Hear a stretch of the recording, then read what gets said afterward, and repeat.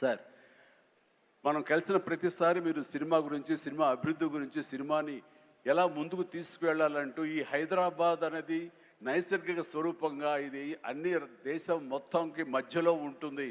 అన్ని రకాల అట్మాస్ఫియర్స్ ఉన్నాయి, అన్ని రకాల అంబియన్స్ ఉన్నాయి, అన్ని రకాల ఇన్ఫ్రాస్ట్రక్చర్ ఉంది as per cinema is concern. కాబట్టి ఇక్కడ ఒక తెలుగు సినిమా కాదు, లేదా దక్షిణ భారత సినిమా కాదు, భారతదేశ సినిమా అని ఇక్కడ కేంద్రంగా ఉంచడం, భవిష్యత్తులో ప్రపంచ దేశ సినిమాలను కూడా ఇక్కడ ఆహ్వానించేలాగా మనం అన్ని అభివృద్ధి చేయాలి. దానికి కావాల్సినట్లుగా మేమందరం సమాయుత్తం అయ్యామంటూ దానికి ప్రత్యేకించి ఈ కార్యక్రమాన్ని, ఈ యొక్క దీన్ని బృహత్ కార్యాన్ని భట్టి గారికి అప్పచెప్పారు.